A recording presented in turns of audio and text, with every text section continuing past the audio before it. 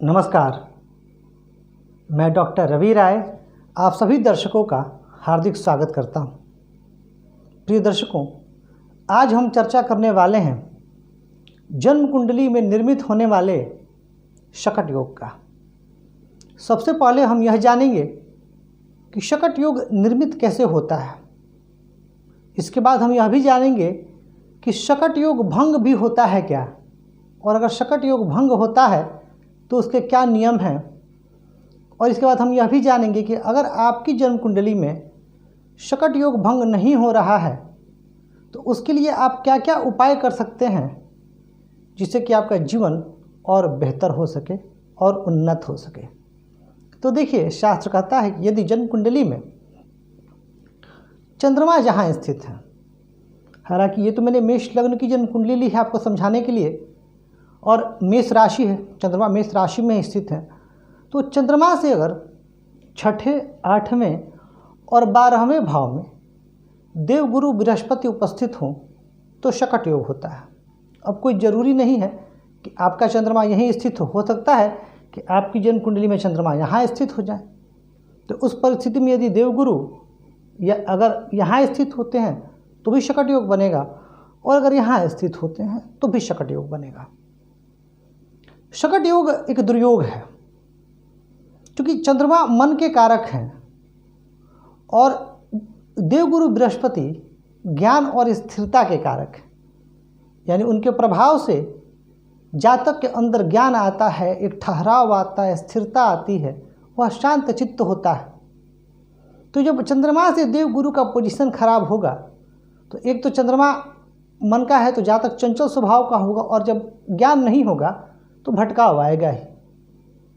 अब शकट योग के बारे में शास्त्रों में बहुत कुछ लिखा है, उसे दुर्योग माना गया है। और जातक पारिजात के अध्याय 7 श्लोक 109 में कहा गया है कि जिसकी जन्म कुंडली में शकट योग होता है ऐसा व्यक्ति यदि राजा के घर भी जन्म ले तो भी वह निर्धन होता है। तो वहीं फल दीपिकाकार मंत्रेश्वर अध्याय 6 श्लोक 17 में लिखते हैं कि शकट योग जिनकी जन्म कुंडली में होता है उनके जीवन में उतार चढ़ाव बना रहता है। तो वह ऐसा क्यों लिखते हैं, इसके पीछे वह क्या कहना चाहते हैं, तो जरा हम लोग इसको समझते हैं। शकट का अर्थ क्या होता है? शकट का अर्थ होता है पहिया, और पहिया का स्वभाव क्या है? घूमना, कभी ऊपर कभी नीचे। इसीलिए जिन जातकों के जन्म कुंडली में शकट योग होता है उनका जीवन भी कभी ऊपर कभी नीचे, स्थिरता नहीं होती, स्थिरता का अभाव होता है। तो एक ये बड़ी बात होती है शकट योग में। इसके अलावा 2-3 कन्फ्यूज़न जो आपके मन में आ सकता है मैं उसको दूर कर दूं कि हमने बात की चंद्रमा से गुरु की। कई पुस्तकों में और कई स्टैंडर्ड टेक्स्ट बुक्स में मैंने ये देखा है कि लिख दिया गया है गुरु से चंद्रमा यदि छठे, 8वें और 12वें में हो। तो देखिए, इसे कंफ्यूज मत होइएगा।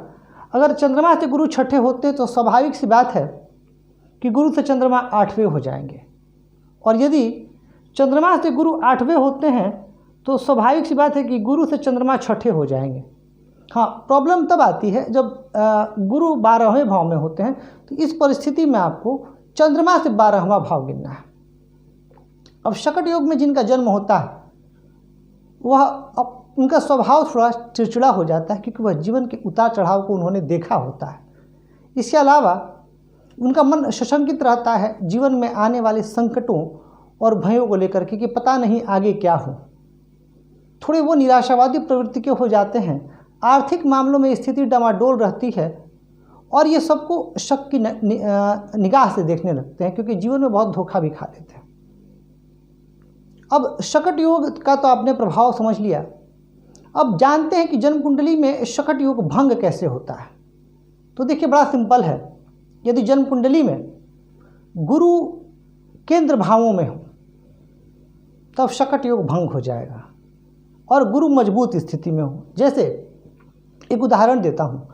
मान लेते हैं कि किसी की जन्म कुंडली में चंद्रमा यहाँ स्थित हो 9वें भाव में, और गुरु स्थित हो जाए मेष लग्न में ही उच्च की यहाँ 2 चीज़ें बड़ी महत्वपूर्ण हुई जो आपने नोटिस किया हो। ये चंद्रमा का घर है जहाँ देव गुरु बृहस्पति उच्च के होते हैं। अगर इस भाव को आप काउंट करेंगे तो यहाँ से ये कौन सा भाव आएगा, अष्टम भाव आएगा, और यहाँ तो ये भाव छठा आएगा, 1 2 3 4 5 6। तो यहाँ दोनों में स्थान परिवर्तन भी हो गया।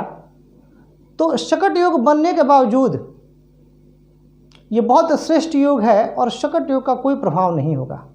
इसके अलावा यदि जन्म कुंडली में चंद्रमा और मंगल का संबंध हो और चंद्रमा और मंगल दोनों बली स्थिति में हो तो भी शकट योग प्रभावहीन होता है। इसके अलावा यदि लग्न और लग्नेश पर गुरु की दृष्टि हो तो भी शकट योग प्रभावहीन हो जाता है, क्योंकि लग्न और लग्नेश दोनों पर देवगुरु की जब अमृत दृष्टि होगी तो व्यक्ति के जीवन में शुभता आएगी ही। इसके अलावा यदि जन्म कुंडली में चंद्रमा पूर्णिमा का हो या उच्च का हो, पक्ष बली हो, यानी शुक्ल पक्ष की एकादशी से कृष्ण पक्ष की पंचमी तक का जन्म हो, तब भी शकट योग का प्रभाव नहीं रहता। आपको मैंने जब योग की राजयोगों की जो मैं चर्चा कर रहा हूँ, जन्म कुंडली में जो योग बनते हैं उसमें मैंने चर्चा की है वसुमती योग की। अब वसुमती योग क्या कहता है कि यदि लग्न अथवा चंद्रमा से तीसरे भाव, छठे भाव, दशम भाव और एकादश भाव में शुभ ग्रह हो तो वसुमती योग का निर्माण होता है। तो देवगुरु बृहस्पति तो सर्वाधिक शुभ ग्रह हैं। अब अगर देवगुरु बृहस्पति चंद्रमा से छठे भाव में होते भी हैं तभी वसुमती योग बन जाएगा और ये धन के लिए श्रेष्ठ है। अधियोग की भी मैंने चर्चा की थी और मैंने कहा था कि यदि चंद्रमा से छठे भाव, सातवें भाव और आठवें भाव में शुभ ग्रह हो तो अधियोग होता है, और ऐसा अधियोग जातक को अपने जीवन काल में श्रेष्ठ सफलता देता है। तो मान लेते हैं कि चंद्रमा से छठे या आठवें में गुरु हो गए लेकिन बुध और शुक्र भी इन्हीं भावों में हो गए तो यह अधियोग बन जाएगा और यह अधियोग जातक को श्रेष्ठ सफलता देने वाला हो जाएगा। अगर जन्म कुंडली में पंचमहापुरुष योग बन रहा है तो भी शकट योग का प्रभाव उतना नहीं होता है, और उच्च पद प्रतिष्ठा देने वाले कोई भी अच्छे योग बन जाएं। जैसे आपको एक उदाहरण दे देता हूँ काहल योग का। अगर जन्म कुंडली में काहल योग बन जाए तो भी शकट योग का उतना प्रभाव नहीं रहता। एक महिला एसडीएम की कुंडली के बारे में जिक्र करना चाहूँगा।